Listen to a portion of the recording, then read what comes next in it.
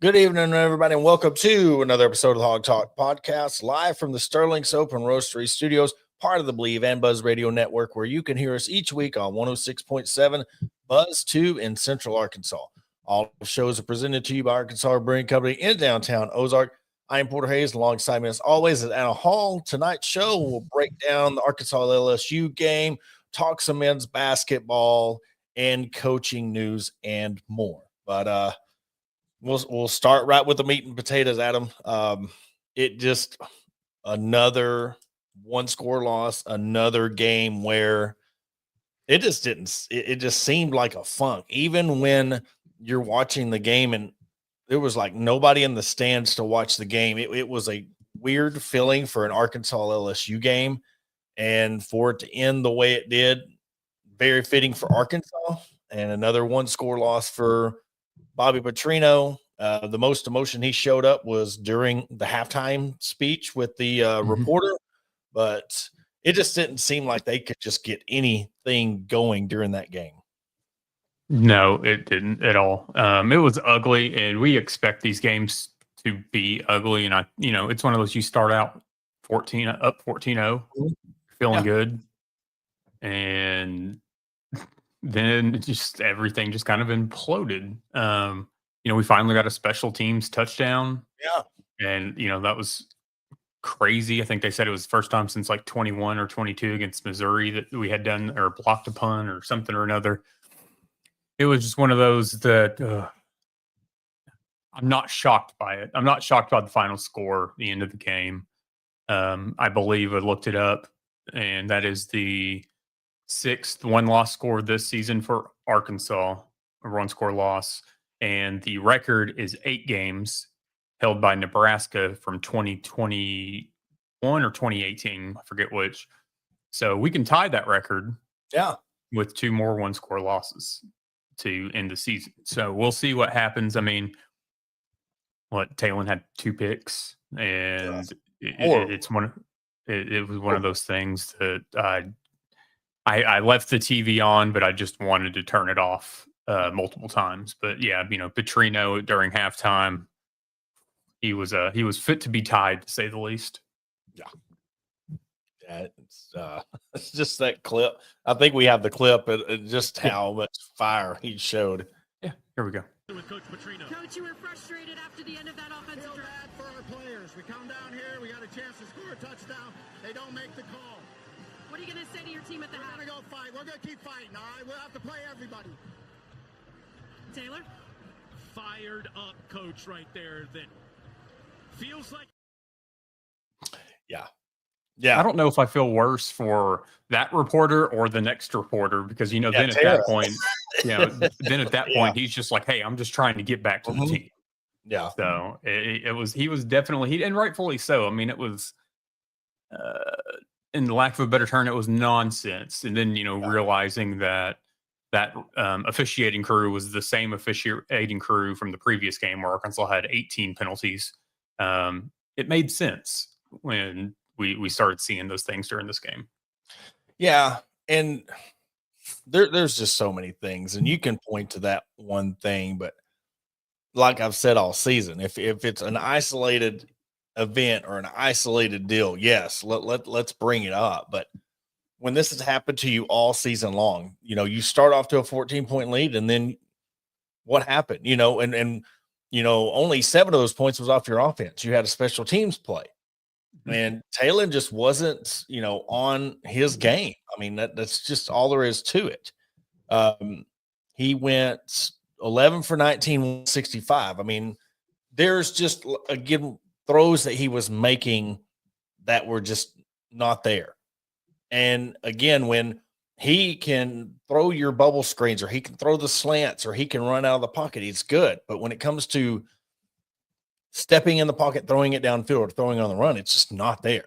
And then you see it when he does throw the picks, it's right in the guy's. I mean, the dude sits there and just watches him stare down the receiver, and then he comes in front of it. So there's just so many frustrations. And I guess, I feel bad for Bobby Petrino, but at some point you've got to put this on him too. there's so many people that I'm seeing after the game still wanting him to be the head coach next year. That blows my mind that there are still people out there that want him to be the head coach next year. We said it last week. You're not asking him to go 5-0 against Alabama, Texas A&M, Ole Miss, Georgia. You just want him to beat Auburn, Mississippi State, LSU. You're wanting him to beat teams that are down there at the bottom with you. And if you can't do that and you want to keep him around, how are you going to be able to beat those teams above you? How are you going to compete and get to that championship playoff caliber team where if the cards are right, you can get there? And just like we said, Sam isn't the guy. Bobby's not the guy. He's a good offensive coordinator, but running the whole team, he just don't. He just don't have it. No, and this comment, we've been talking about this really heavily since last week, since Yurachek was named the committee chair. But does anyone not find it concerning that Yurachek seems like he's not had enough time or ability to hire a head coach or convince boosters for more money, and then he goes and becomes more busy with the committee? Absolutely. Absolutely. We talked about that on Thursday's show. I'm just not convinced he's not committed to helping the program truly be better. He's in this for a resume building. We said this last week. This is all about what he can do for himself. We were told, others were told, I know, two, large media personalities on one show will probably beg to differ here, but a lot of folks were told when the coaching search started that Hunter Yurachek would have no part in it. Yeah. I don't know to what extent that was or if that is still holding true. I'm taking it for what we've all been told, that he's not a part of the search. And so, we see and hear the money and the offers being thrown around out there with the NIL deals. And I point blank period. I hope that Hunter Yurachek is not involved in this. He doesn't want to be here. 1 foot in, 1 foot out, like we've talked about. So it's one of those that at this point, after seeing, more of the James Franklin to Virginia Tech steam picking up and whatever the case may be, I just kind of look at it like I'm not let down in the sense of Arkansas not getting James Franklin. I'm just kind of not surprised, I guess is a better term, because I'm just sitting here like whatever happens at this point. Yeah, and I know sometimes when I put things out there, I guess I need to because I'm speaking for both of us when I put a tweet out, but to me, I think they're dodging a bullet by bringing him in. That's my personal opinion. I just don't think he is going to be able to come into Arkansas and rebuild this and get them to 8 to 10 wins. I don't think he's going to be able to do that consistently. We don't need somebody in here that's going to get us to maybe a 1-7-8 win year and then fall back down. We need somebody to come in here that's going to build a program. I just don't see him doing that. That's just me. And with this right here, blame Petrino for staying with Taylen Green. Perfect example. Mm-hmm. If you really wanted to, all right, I'm going to run this thing next year, you have to at some point. Yes, Taylen's great. But he's done his job. He has not won one single big game for Arkansas in his 2 years at Arkansas. You can't name one. The biggest win he had nothing to do with. Well, not nothing to do with the game, but for the win, Malachi Singleton won that game. And this is the thing that a lot of people they'll say, but Bobby Petrino recruited Taylen Green. Bobby Petrino brought this offense in. Bobby Petrino recruited a lot of these guys. He's been here 2 years. Just because he's the head coach, he brought a lot of these offensive guys in. So to say that, well, this isn't his team, he's been with this 2 years. He's had enough time to be able to step in and beat Auburn, beat Mississippi State, beat LSU. Again, I go back to what I just said. You're not wanting him to be a world beater and take down number 1, number 2 in the country. You want him to get bowl eligible and beat some of these lower tier teams. So there was just, again, so many people riding with Bobby Petrino, and I'm one of the few, and Adam, you might be the same way, is this is why we're always stuck in the rut. We want to stick with who's been good 15 years ago. We want to stick with what brought us greatness. That's what you're wanting to do. You think, and I'm not saying Rhett Lashley couldn't win at Arkansas, but you're wanting Rhett Lashley to be the coach solely on he was a quarterback at Arkansas. He played high school football at Arkansas. He has Arkansas ties. That's probably 80% of the reason why y'all want him to be here at Arkansas. You want Arkansas people. And I'm not saying you don't need those local ties. That's what maybe your AD does, or the ambassador, or whoever, GM. But you need a coach. You got to throw some of that stuff out the window. Who is going to come here and win? Who is going to come here and be a Golick? Who's going to come in here and be a Signetti? Who's going to come here and be a Lanning? That's what it's going to take now in this era, because now it's about money. They don't care about 15, 20 years ago when Mallett and McFadden were here. They want to come in, get paid, and win ball games. I mean, like we've said before, I mean, everybody's entitled to, their own opinions, but at the same time, I mean, I don't feel like we as a whole have came in here to bash Coach Petrino at any point in time. It's one of those that, yes, we've criticized him just like we would criticize anybody in the head coaching position at the University of Arkansas, or any coaching position for that matter, because we've been critical of coordinators and position coaches and whatever else. But I am just kind of over the whole, like, hey, let's run it back with somebody that was here 15 years ago because we felt good then. Football has changed. I mean, you're in a world now that, I mean, between NIL and transfer portal, you ran off Nick Saban. You're running off other coaches. I mean, you're going to end up running off Dabo Swinney because he won't adapt. Mm-hmm. It's one of those things that there's been nothing to show any of us that Coach Petrino would be just as successful as 2010. Nothing whatsoever. All the people that were, coming out like, let him be the permanent head coach, and then he'll go hire a DC. Point me out a point in Coach Petrino's history where he has gone to hire a valid DC, please.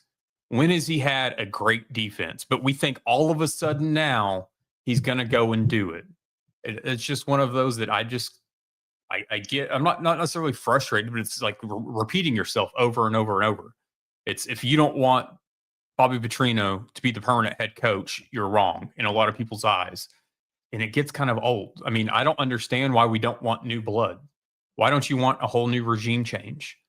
Is it because it's unknown? Guess what? It's going to be unknown if Coach Petrino takes over again. Yeah. And you brought up a good point too. We're talking about going back to where's KJ at? If you really want to come in and be the coach, and you really want to, there was a lot on Bobby Petrino for winning games. You have to win this. Why not roll out KJ to help get him game reps, to help get him ready for next season? That's where I'm at, because I'm telling you right now, I'm looking at the roster, and really outside of Jackson and Braylon Russell, who are they going to have next year on this offense? Washington's gone. Green's gone. Mm-hmm.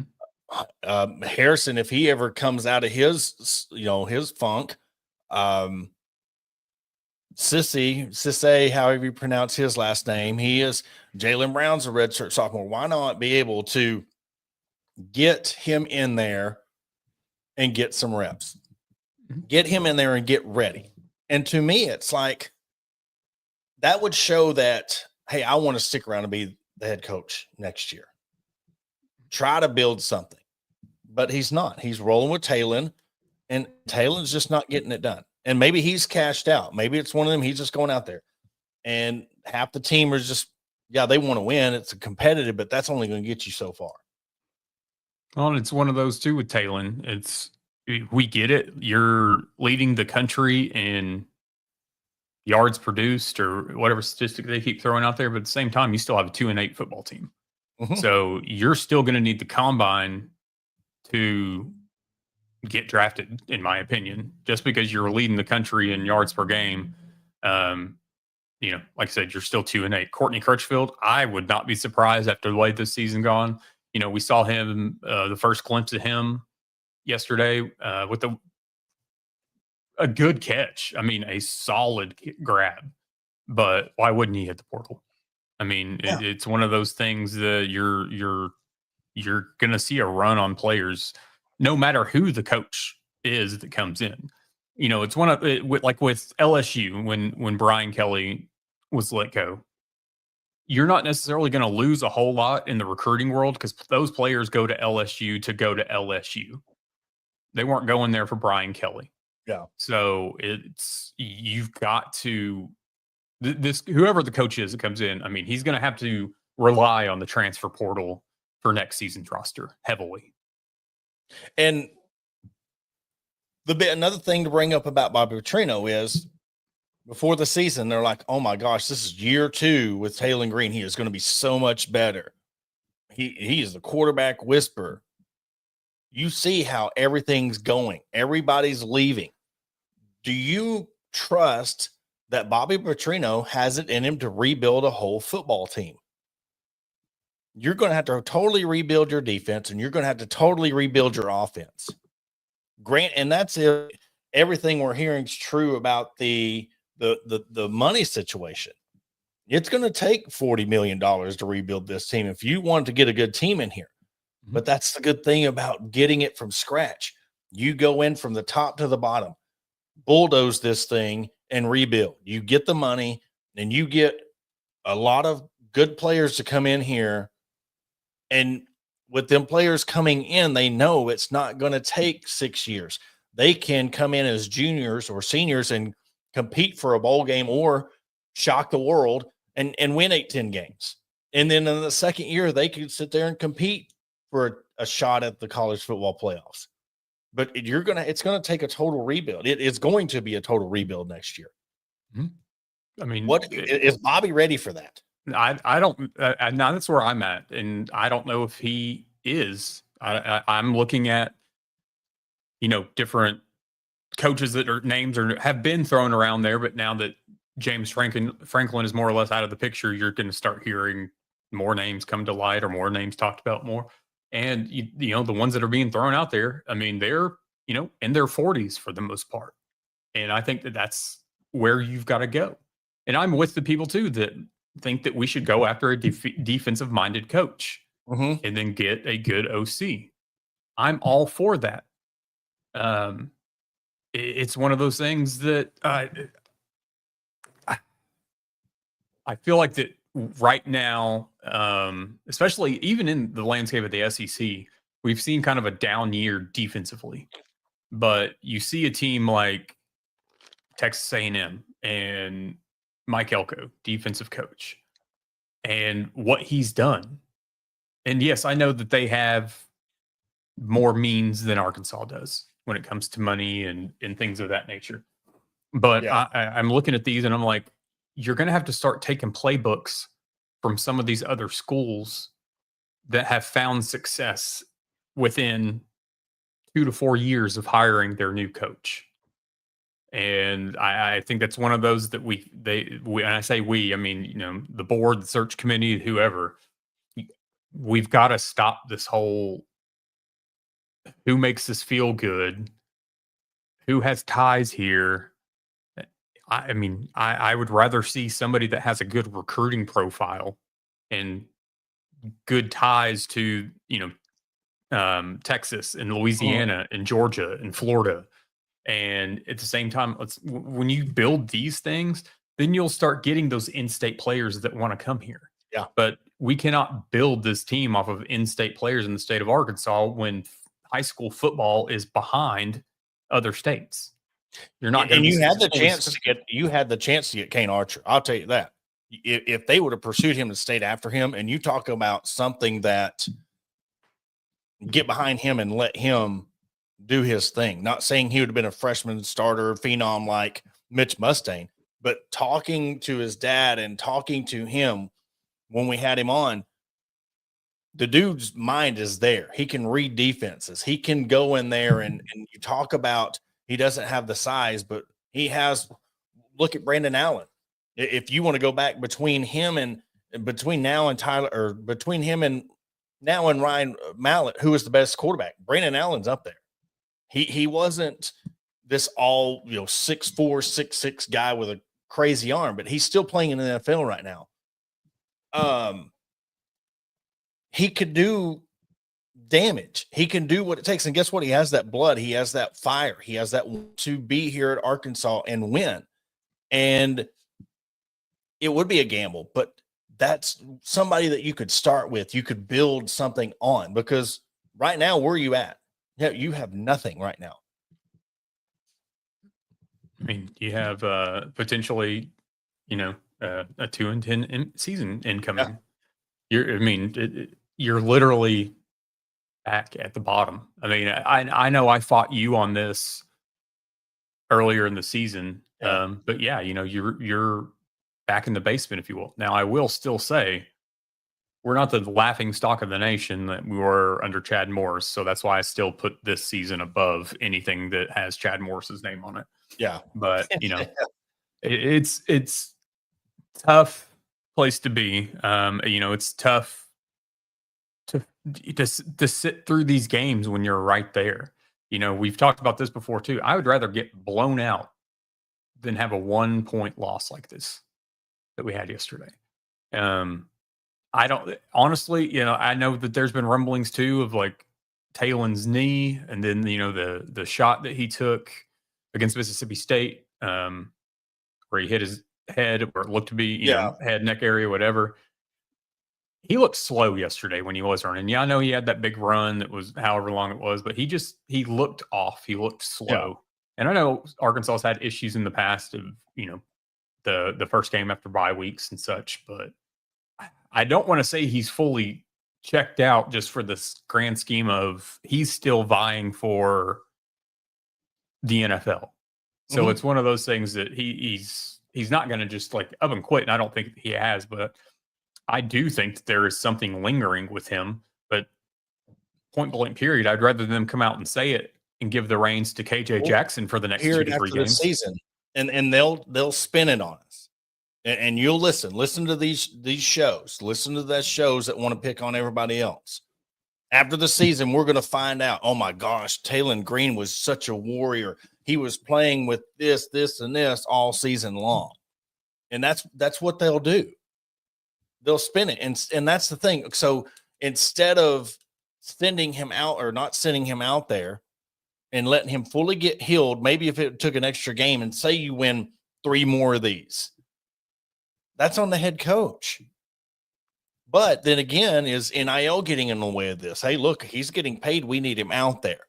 There's so many questions with that. But if that's Bobby Petrino's decision, if your quarterback is not 100%, are you saying him at 70% better than KJ Jackson? What are you losing at that point? You're losing games. Why not give him a chance? Why not give him a half? And then if he's just not ready, if it is a Malik Hornsby kind of situation, you can put Taylon Green back in there. But why not let him come in there and get a chance and prove it? And, we've pointed this out, before. Hunter's not the problem. Problem. Every other program in the athletic department is thriving. Okay, I'm not going to answer this question because we have on the show before, but I would like you in the comments to let us know the actual hires by Hunter Yurachek. I don't consider any of the track hires, like the recent ones, to be his because they were all just bumped up from within the ranks when somebody retires. So y'all can sort that out in the comments, but Hunter Yurachek has not made a whole lot of hires at the University of Arkansas outside of Eric Musselman that have been successful. So it's one of those that I just don't see why we want to fight for a guy that doesn't want to fight for this university. And yet we'll go be on the College Football Playoff Commission. And music. Yeah. And I'm not going to pick on the women's basketball team. This is their first year. I mean, he worked out, but you've seen what would happen. And this is a good part of this. Where would Arkansas basketball be right now if it wasn't for John Tyson? And then come back and say, that Hunter Yurchek made a good hire with Muss. He was a hothead and he won, but as soon as things started going south, we seen what happened. What if Muss is such a good coach? What's going on at USC? I'm not saying he was a freaking John Pelfrey or bottom of the barrel. He did good things here. But you're looking at Pittman and you're looking at Petrino. You're looking at who else? Chad Morris. What are we doing? And it's these people that stand by Hunter, you stand by Bobby Petrino, you're spinning in the mud. Because let's say all of this is true and we keep this. You are settling for mediocrity. If you want to keep all this people, we're going to win 6-7 games a year. Is that what you want? Do you want to win 6-7 games and now be 2-10 again? Or do you want to start leveling up? If you want to stay where you are, keep Hunter Yurchek, keep Bobby Petrino, and let's roll with it, because that, I guess, apparently that's what some of y'all want. Y'all want to stay at this 6-7 peak. And if a coach wins 9 games one time in 10 years for the program, we go crazy. Is that what y'all want? I'd give a lot for 6 to 7 wins right now. Right now. But that's the thing. Yeah. That's what y'all are, not you. I'm saying that's what y'all are hoping for. You want to get out of the basement. That's the problem. We don't want to be in the basement. We don't want to be in the bottom of the SEC. We want to be an 8 to 10 win program every year.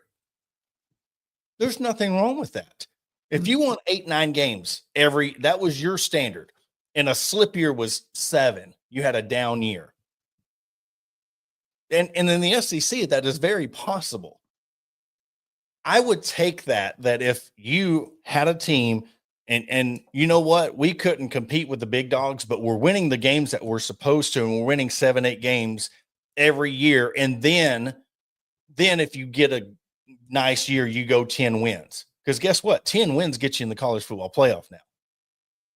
Sometimes if all the cards played right, and if they go to 16 teams, 9 wins might get you in the college football playoff. But if you keep going down this track, and if you keep defending these people that still are mediocre and subpar, that's what you're going to get. But don't be the ones that are saying you want coach change, but then defend them when we're saying there needs to be a change. Oh, and there was a comment about Coach Pittman basically getting the shaft when it came to money and things like that. I wholeheartedly agree. He was not given the same resources that the next coach will probably likely get. And that is not Pittman's fault. But at the same time, you had an athletic director who was not fundraising like every other athletic director. Mm-hmm. So, it's one of those that I feel for Pittman. He was given a short deck, but at the same time, what can you do in that situation? I mean, he wasn't given the resources, and it's crazy as we didn't start hearing that as an excuse until the last couple of years. Yeah. And Ty, that's what I was talking about. In a 9-game SEC schedule and a 16-team playoff, if you win 9 games in the SEC, more than likely, or 9 games in a season, if the cards are played right, that could get you in, because there is even talk now in the 12-team playoff, the 3-loss SEC team can get into the playoffs. But the point is, there's been a bunch of factors of where Hunter Yurchek's failed. And anything that is his job now is outsourced right now. He's not, from what we're being told, this is from the hires up. This ain't our mush brain saying this. He's not a part of the coaching search. So he doesn't have a hand in the coaching search. He has outsourced his raffle. He has outsourced the edge that now is gone. He has outsourced a committee to find a sponsor for the stadium name, because he couldn't fundraise for it. Last year, you talk about funds for the football team and not giving Pittman the resources he needs. You could have done that last year when you sat there and said Walmart and Tyson aren't going to save the football program. that you could have done that last year. He didn't do it. And when I'm being told by some people that there's a certain business bank that inquired to be the stadium name, you turned it down. And, it's things where you've had instances where people have come and wanted to do things, but you've turned it down. So, yes, Hunter Yurachek is every bit of the problem. Probably because he's, against some hillbillies out there with those banks. Yeah. So, anyway, you can put those two pieces together. Maybe. I don't know. It's been a long time, so I don't know if they might be able to put the pieces together, but we'll see. It's a crappy spot to be in. Everybody's unhappy. Nobody has the right answer. But here's the thing too is, hey, guess what? I'm not going to sit here and call anybody out, or fans wise, viewer wise, on who they want to listen to, whose opinions they enjoy, whose they believe, whatever the case may be. I'm not going to sit there and bash you for who you listen to on a daily basis, as should others. Shouldn't be doing that either. So it's one of those. I want each and every person watching, listening, whatever. If you get bored on your drives to work during the week, Monday through Friday, or you're sitting at work, or if you don't work, if you work nights and you're awake, whatever. I just wish all of you folks would just, call in, text in, whatever the case may be, and just, let those guys up on the Hill know how you really feel, because I think they need know what you're hearing. Yeah. Just to see the gears turn in their head, and to see how frustrated they get with you. Yeah. I think they need it. And when you're being paid to go a certain route, that's what you're going to get. And to Adam's point, and I've said this a couple of times, if the fans that are sticking behind Hunter Yurachek and you're sticking behind Bobby Petrino, every right to do that. Just be ready for the mediocrity. Be ready for the 5 wins. Be ready for the 2 wins. Because that's what's going to happen if we keep accepting how things are going. And we're not going to call anybody dumb or idiots or you're crazy for this. It's just the fact we've seen this since Bobby Petrino left. You've had a good couple of years here and there. But if you want to program, if you want to build, and you want to kind of look at Vanderbilt, by the way. I mean, they might not win all their games, but they're a respected team in the SEC now. That wasn't happening 5 years ago. Look at Indiana. They were a laughing stock of Big Ten football. Now they are being looked at as a competitive team in the Big Ten and college football playoffs. There's other programs out there that are doing that. I mean, Lincoln Riley, he got a lot of crap for going to USC, for ducking the SEC, and they said he would never do anything out on the West Coast. If they beat Oregon next week, they're going to the college football playoff. So do you want somebody to come in and build a program and get you? Because, guys, light in the end of the tunnel is it can happen in Arkansas. Mm-hmm. It could very well. That's not a pipe dream. That's not sunshine pumping. You get the right money. You get the right coaches. You're going to get the right players. You can do it at Arkansas. Arkansas can be in the college football playoffs. That's all there is to it. We'll see what happens. We're going to take a quick commercial break. After the break, we will switch gears over to the basketball team. 2 more games left before they play Duke on Thanksgiving. And we'll touch on some soccer, women's basketball to wrap things up. But we'll catch you right after the break. Searching for premium brewery products that will take your daily routine to the next level? Look no further than Sterling Soap Company. Our handmade soaps, aftershaves, and balms are made with only the finest ingredients that give you the ultimate grooming experience. With a variety of scents to choose from, there's something for everyone. Plus, our products are crafted in small batches to ensure the highest level of quality. So why wait? Visit www.sterlingsoap.com or visit our retail store at 16 West Walnut Street in Paris, Arkansas. Shop our collection and discover the difference for yourself. Upgrade your grooming routine with Sterling Soap Company. Are you looking for a place to grab a cold drink and some delicious food? Look no further than Arkansas Brewing Company. Located at 201 South First Street in beautiful downtown Ozark, our establishment offers a wide selection of craft beers and tasty eats. But what sets us apart is our welcoming atmosphere and friendly staff. At Arkansas Brewing Company, you'll always feel like part of the family. So visit Destiny and Christopher Brockett and staff today and see for yourself what makes us the go-to spot for locals and visitors alike. Arkansas Brewing Company, come for the drinks and stay for the friends. Attention DIYers and home improvement enthusiasts. Are you searching for the right tools and the supplies to tackle your next project? Look no further than Mentor's Hardware Store. With locations in Ozark, Alma, and Clarksville, our vast selection of hardware and building materials is sure to have everything you need. Whether you're fixing a leaky faucet or building a new deck, plus our knowledgeable staff is always on hand to offer expert advice and guidance. And with our competitive prices and convenient online ordering, Mentor's Hardware Store is your one-stop shop for all your DIY needs. Visit us today and let's build something amazing together. Are you looking to take your career to the next level? Look no further than ATU Ozark Campus. As a 2-year satellite campus of Arkansas Tech University, we're dedicated to a quality workforce education, industry partnerships for in-demand jobs, and tailored paths for success. Our programs are led by industry professionals. Whether it's a certificate or you're aiming for a graduate degree, ATU Ozark has you covered.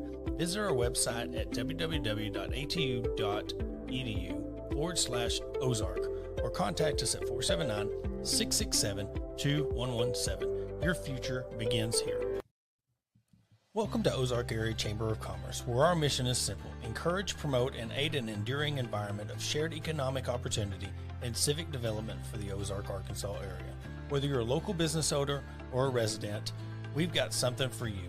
Shop our unique local businesses, explore the beauty of Ozark, and savor local flavors and find cozy accommodations. Join us in building a stronger community, and to learn more, contact us at 479-667-2525.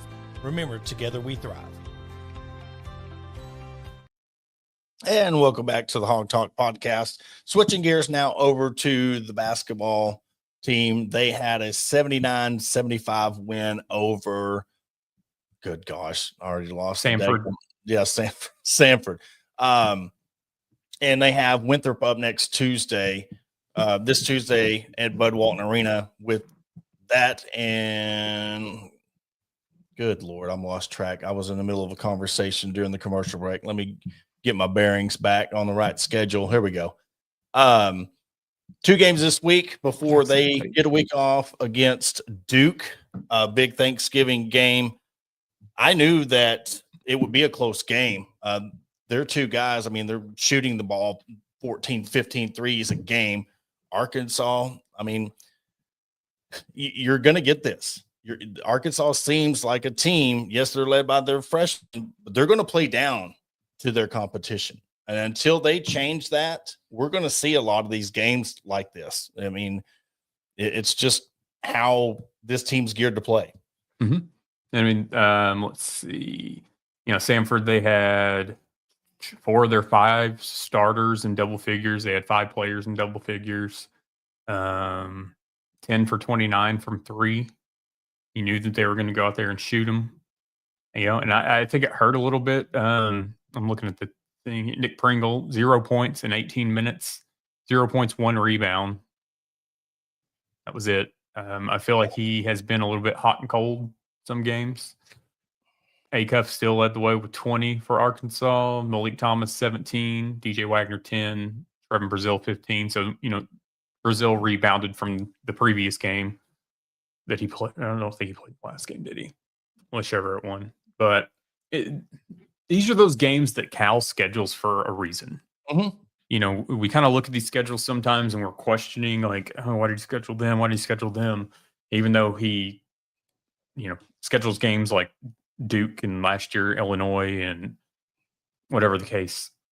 He does this for a reason. A lot of these teams that are these mid-majors, low level, they're teams that win their conference tournaments or make the NCAA tournament or push the limits, or it's a type of team you schedule because they play just a completely different type of ball than anybody else that you're going to go against. So it throws you off.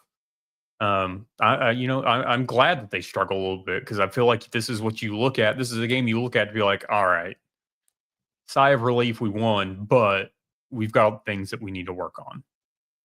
And you go and do it. So you clean up some of those things when you play Winthrop and Jackson State. Because I'll tell you this, that Duke game, I mean, I don't think anybody thinks it's going to be easy, but I think it's Cam Boozer that's, I mean, basically a walking 20 and 20 double-double. I mean, the kid is ridiculous. And Arkansas is going to have to figure out, I mean, they're going to have to throw every big that we have at him the entire game. This game, this is the first game on this schedule that I'm like, ugh, I'm worried about. And, and it's that's taking nothing against, or not taking a shot at Michigan State or anything like that. But this Duke game is the one that I really didn't want to see on the schedule.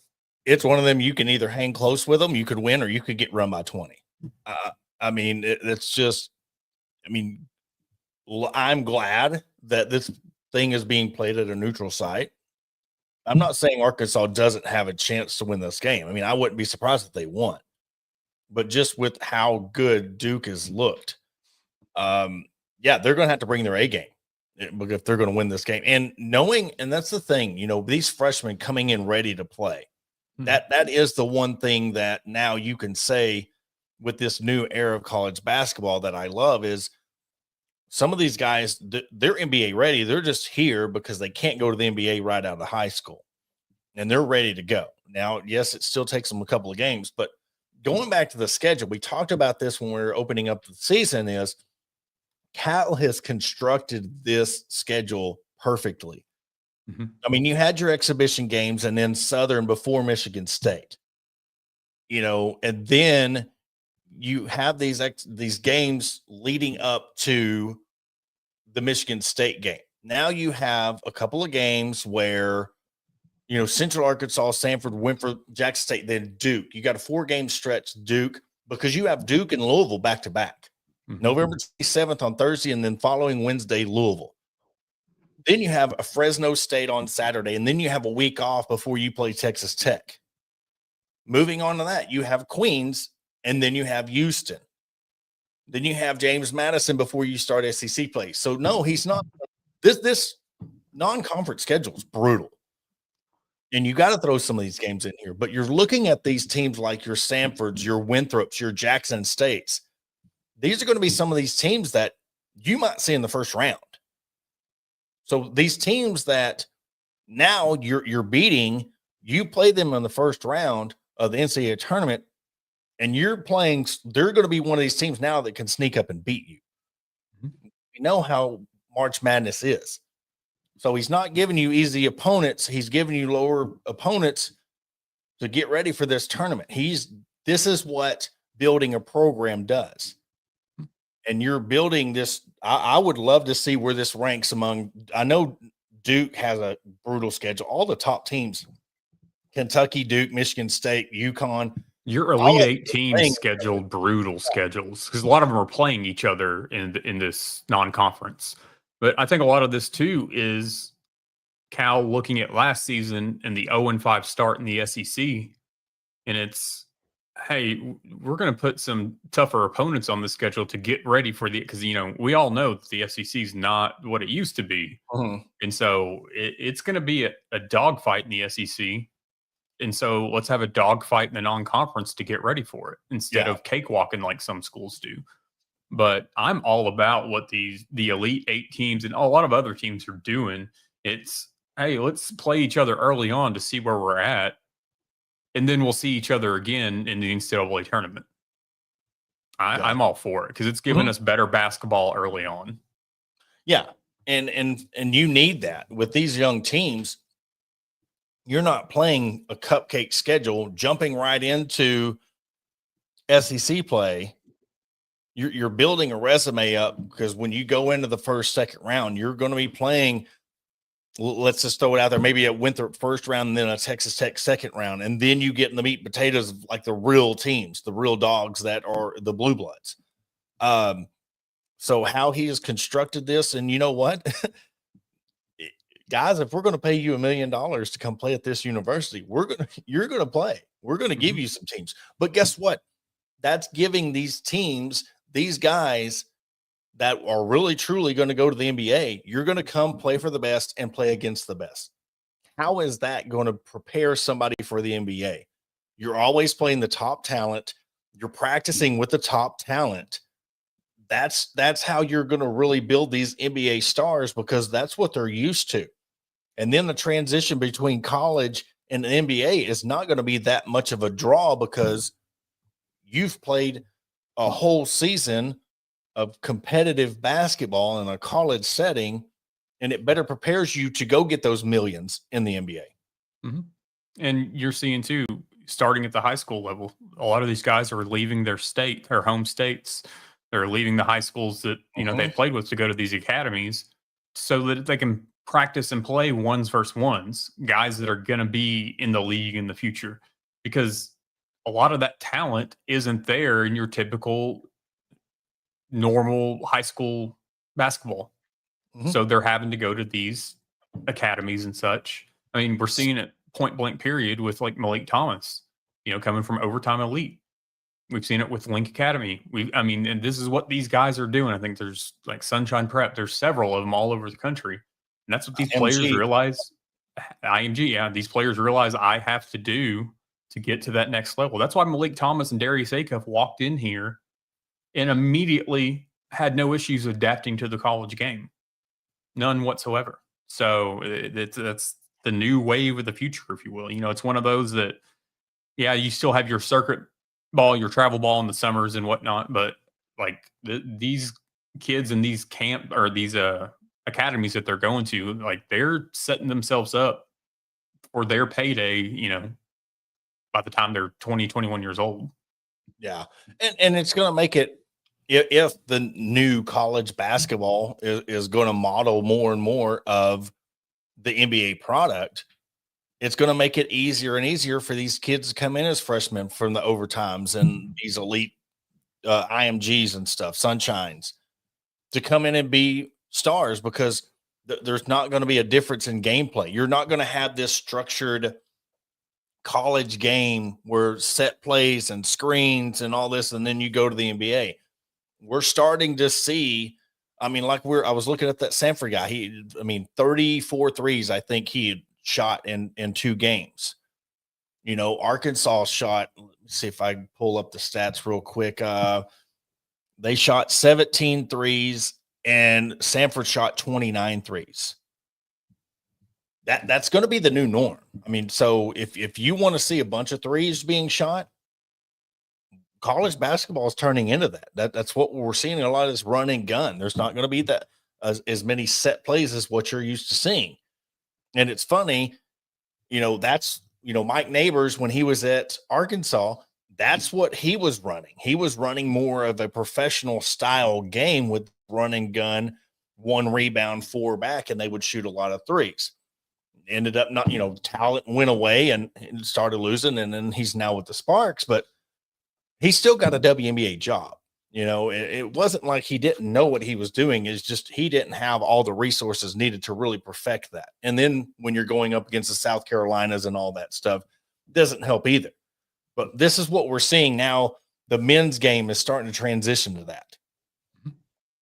One thing that I've noticed, and this is my last little bit on this, is the athleticism and talent basketball wise is better than we've ever seen. But I will say, from watching high school basketball pretty closely, the basketball IQ, I feel like, is down because we're allowing the athleticism and the talent to take over. And I do feel like we still see a lot of these younger players, especially in high school, that kind of have been coddled a bit, like we've talked about in other sports.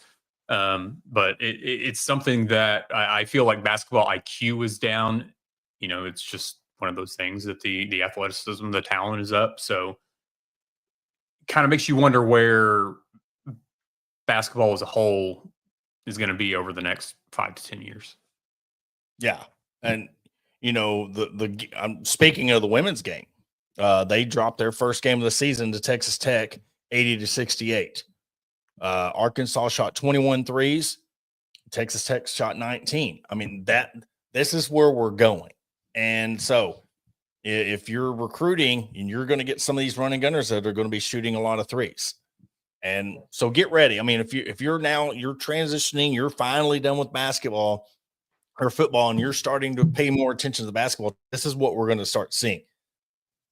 And it's that old Providence offense, shoot a lot of threes. So that's where the dangerousness of these games with Duke, if the threes aren't falling, it could be a close game, or you could get run out of the gym. And that's where a lot of these games could be like that, no matter who they play.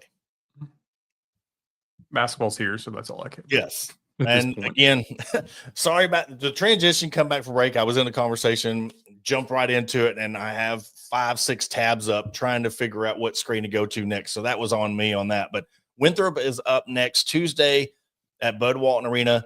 SEC Plus also for the Jackson State game on Friday, November 21st, which we'll cover a little bit more of that on our Thursday episode.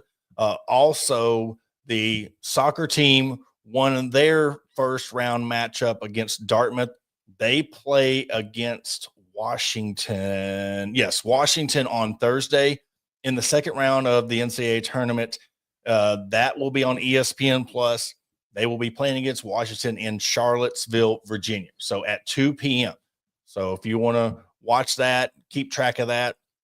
On the women's side, they play Little Rock on Thursday, SEC Plus, and then they'll be going to Nashville, Tennessee for the Music City Classic to play Drake and Southern Illinois before they host Harvard on November 30th inside Bud Walton Arena. So there's a rundown. We're starting to get to more sports. More things are happening now that football's out of the way. So stay tuned here. We'll try to give you all of the updates and scores.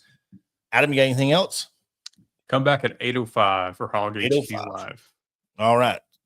Comment section is going to be hopping, because if our comment section was nice, their comment section is going to be hopping. That's the best part of the show.